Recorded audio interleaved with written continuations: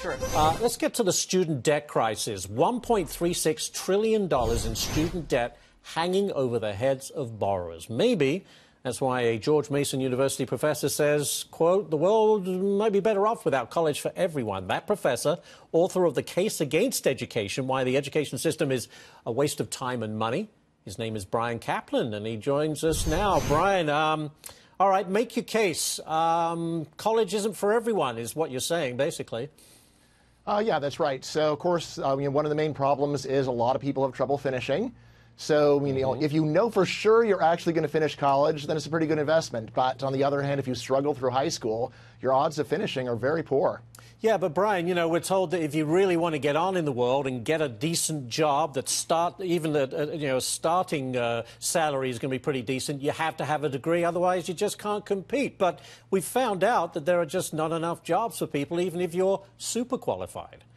Yeah, that's right. So if you just take a look at the jobs that college graduates get compared to what they would have gotten 50 years ago, there are jobs like waiter or bartender that are now common jobs for college graduates to get. So the degree is in no way a passport to a college-type job.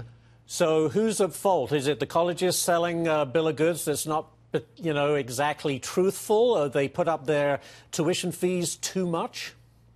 I would say that it's more of high school and parents that are really telling kids that anyone can do anything, which is simply not true. It's much better to go and tell a kid, look, based upon your academic record, here's what we think is likely to happen, and then to steer them into something that's realistic.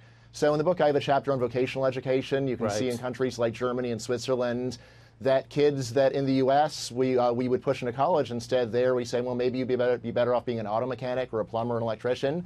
And you really can see just how little of an underclass you have in countries like that, because the kinds of kids that would be pushed into college and then fail along the way and get frustrated, turn to crime or whatever, there they become skilled craftsmen, and it's just a better system. But we don't have that VOTEC system in place. I know the president has talked about, he's very impressed with what the Germany does, to your point.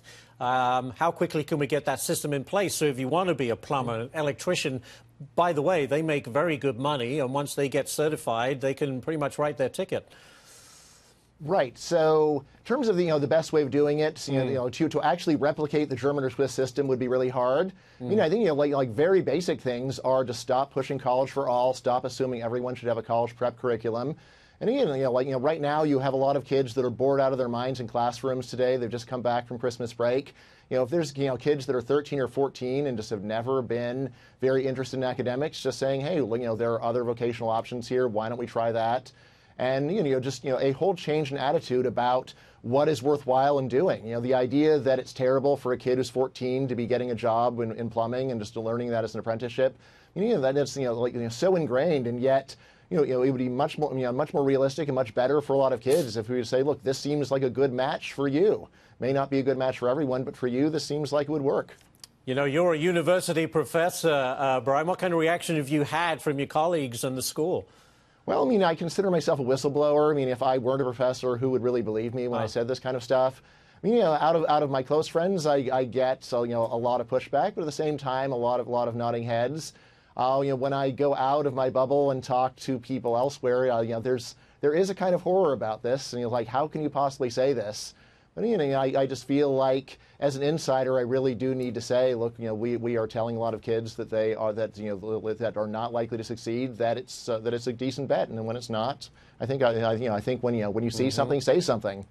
I think a lot of people agree with you, Bryan Caplan, and I appreciate you being here to talk with us. Thank you so much. Thank you.